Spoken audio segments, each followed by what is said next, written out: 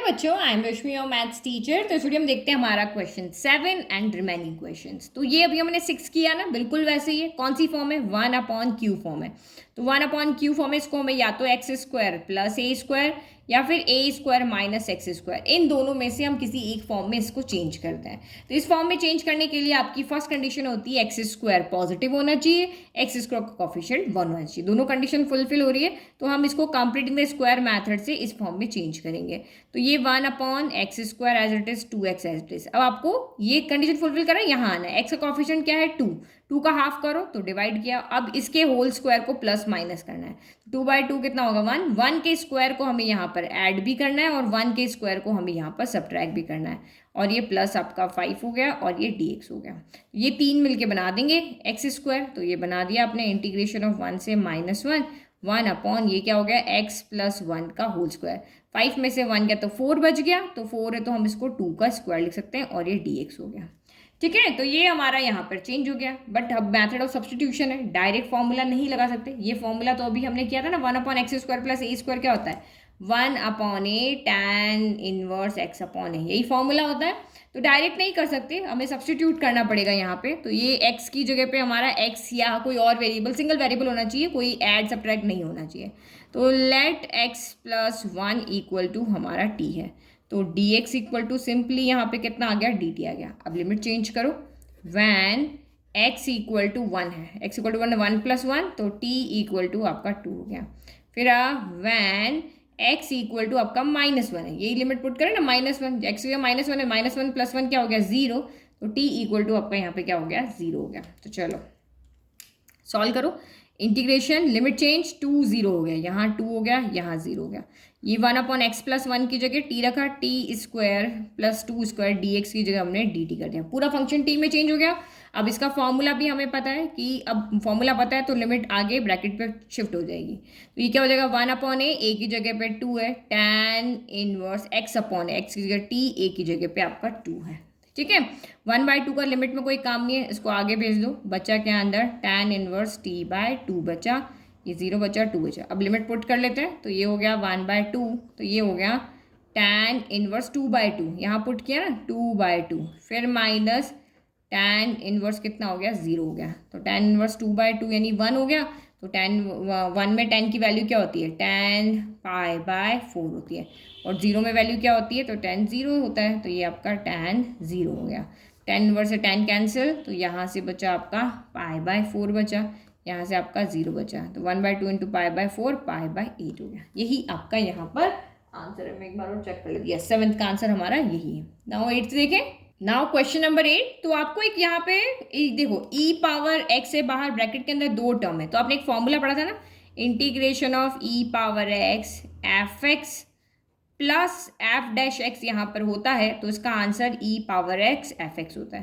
तो ये क्वेश्चन मुझे उसी फॉर्म में लिख रहा है, लेकिन यहाँ e पावर में क्या होना चाहिए? ओनली x होना चाहिए। यहाँ पे e पावर में क्या है? यहाँ पे 2x। तो अगर मैं 2x को यहाँ पे t मान लूंगी तो मेरा काम यहाँ पे क्या हो जाएगा? ईजी हो जाएगा, क्योंकि मुझे ये क्वेश्चन इसके जैसा यहाँ पर दिख रहा है। तो मैं सीधा सीधा यहाँ पे काम करती हूँ। Late 2x equal to t हो गया। नाउ डिफ्रेंशिएट करो विथ रेस्पेक्ट टू x। तो 2x का कितना हो जाएगा? यहाँ पे 2, और dx इक्वल टू कितना हो गया? dt हो गया। तो मेरे पास dx की है, 2 तो है नहीं, तो मैं 2 को इधर भेज दी। तो dx इक्वल टू 1/2 dt हो गया। ठीक है, अब लिमिट को भी चेंज करना पड़ेगा। तो लिमिट पुट चेंज करो। तो वैन x इक्वल टू 2 है, जब x इक्वल टू 2 है तो this implies t equal to 4 है। और वैन x इक्वल टू 1 है तो t इक्वल टू कितना? 2 1 2, तो यानी t इक्वल टू आपका 2 है। तो लिमिट हमारी सारी चेंज हो गई। अब इसको लिखते हैं। तो ये 1 की जगह पे 2 रख दो, 2 की जगह पे 4 रख दो। फिर ये कितना हो गया? 1/x। x की जगह पे हम क्या रखेंगे? तो x की जगह पे हमारा यहाँ से वैल्यू कितनी आ रही है? x इक्वल टू आपका t/2 आ रहा। तो पूरा चेंज करना पड़ेगा ना। तो x की जगह हमने क्या रख दिया? t/2, ये रख दिया। अब ये क्या इतना है? 2x square. तो 1 हमने यहाँ पे क्या लिख लिया? 2 रखा, और इस x की जगह पे क्या लिखा? t/2 का होल स्क्वायर लिख दिया। ओके, फिर dx की वैल्यू कितनी? 1/2 dt। तो 1/2 को मैंने आगे ले लिया, और ये e⁻2x है ना, तो e⁻2x की जगह हम क्या रख देंगे? t रख देंगे, और ये आपका dt हो गया। तो सब कुछ चेंज हो गया, ये चेंज हो गया, ये चेंज हो गया, और इसकी जगह पे ये सारी वैल्यू भी चेंज हो गई। अब इसको थोड़ा सा हम कर लें, इसको सॉल्व कर लें। तो ये आपका यहाँ पर हो गया 1/2 इंटीग्रेशन ऑफ 2 4e⁻t। तो ये आपका कितना हो जाएगा, t/2 है, तो ये जब डिवाइड कर मल्टीप्लाई में जाएगा तो ये 2/t हो जाएगा, तो 2 × 1 तो 2 कितना हो गया, t हो गया। फिर माइनस ये कितना हो जाएगा आपका, तो ये आपका अभी यहाँ पे देखो, ये इधर मैं सॉल्व करती हूँ साइड में ना, यहाँ देखो ये 2 आपका नीचे पहले से ये t² कितना हो गया, 4 हो गया, t²/4 होगा, इस 2 से ये 2 कैंसिल हो गया, तो t²/2 हो गया, तो ये उल्टा होगा तो कितना हो जाएगा, 2/t² हो जाएगा, ठीक है। और ये आपका यहाँ पर dt हो गया, तो यहाँ से भी आपका क्या हो रहा है, 2 कॉमन आ रहा है, तो 2 कॉमन ले लेते हैं हम यहाँ से, तो ये हमने यहाँ से 2 कॉमन ले लिया, और ये 2 हमारा एक पहले से थी, तो ये 2 हो गया, ये 4 हो गया, ये e⁻t हो गया, तो ये 1/t कर लेते हैं, ये प्लस और ये मैं माइनस, क्योंकि हमारा जो फॉर्म है ना उस फॉर्म के अंदर में इसको अरेंज कर रही है, तो 1/ कितना हो गया, t² हो गया, और ये आपका यहाँ पर dt हो गया। तो अब ये देखो वही जो हमने लिखा, this question is of the form, ये वाला this question is of the form this pattern, तो यहाँ पे आपका कितना हो जाएगा, हियर f(x) कितना है, 1/t है, तो f'(x) कितना होता है, 1/x का डिफ्रेंशिएशन कितना होता है, माइनस का 1/x², तो माइनस का 1/t², तो यहाँ पे लिखोगे this question is of the form integration of e⁻x f(x) plus f'(x), तो ये आपका dx हो गया है ना, तो इसका आंसर क्या होता है, e⁻f(x) f(x) होता है, सी हम नहीं लगा रहे हैं, ठीक है। तो इसका सोल्यूशन यहाँ पे कितना हो जाएगा, देखो 2 से 2 आपका ये कैंसिल हो गया, 1 आ गया, तो इसका आंसर कितना हो जाएगा, e⁻t × 1/t, और लिमिट अभी हमारी यहाँ पर चल ही रही है ना, ये लिमिट जो हमारी थी, इंटीग्रेशन हम कर चुके हैं ना, अच्छा अभी इंटीग्रेट कहाँ किया है, अभी तो इंटीग्रेशन हमारा चल रहा है, ये इंटीग्रेट किया, तो ये लिमिट हमारी यहाँ आ गई 2 4 आ गई।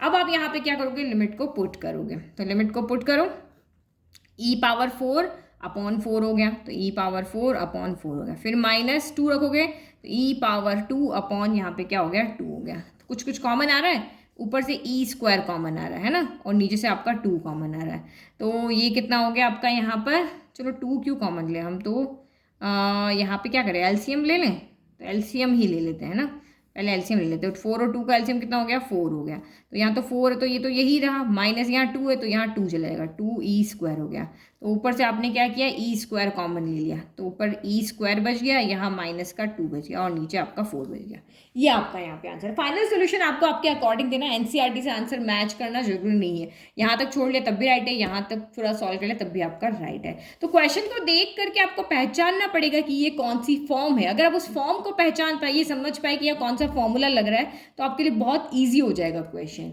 नाउ नेक्स्ट 9 10 जो ऑब्जेक्टिव क्वेश्चन है वो देखते हैं। चलो अब ये वाला क्वेश्चन करें, तो इसको हमें सॉल्व करना है, तो सॉल्व करना है, देखो ये इतना इजी तो लग नहीं रहा, और ये आपका इंपॉर्टेंट क्वेश्चन भी है, ओके। ऑब्जेक्टिव जितने भी है सारे आप अच्छे से सॉल्व करना।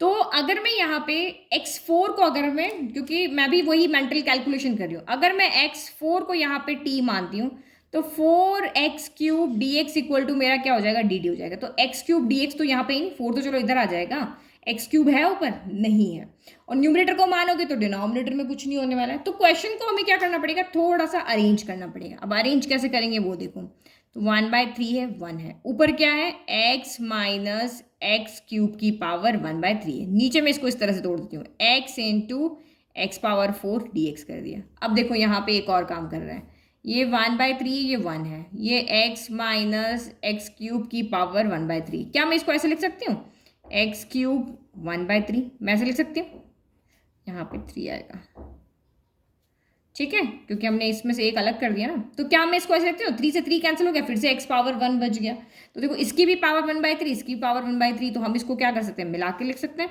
तो ये आपका इंटीग्रेशन 1/3 1, तो इसको हम ऐसे लिख सकते हैं x minus x³ upon x³ की पावर 1/3 इंटू 1 यहाँ पर x³ बन गया, और ये dx हो गया, ऐसे लिख सकते हैं भाई, सेम बेस, अगर इनके पावर सेम है तो हम इनको कॉमन पावर की फॉर्म में लिख सकते हैं, तो हमने यहाँ पे लिख दिया।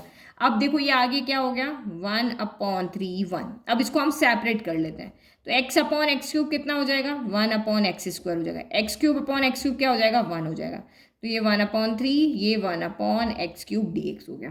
तो देखो अब किसको माने है ना, अब हमारा सॉल्व हो गया, तो हमेशा जो कम पावर वाला था उसको मानो, क्योंकि वन अपॉन एक्स का डिफ्रेंशिएशन करते हो तो माइनस का वन अपॉन एक्स स्क्वायर आता है, यही आता है ना।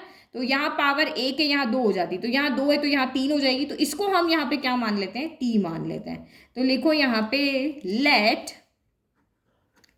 One upon x square minus one equal to t है। अब हमें डिफ्रेंशिएट करना है तो मैं इसको ऊपर ले आती हूँ, x power minus two minus one equal to t है।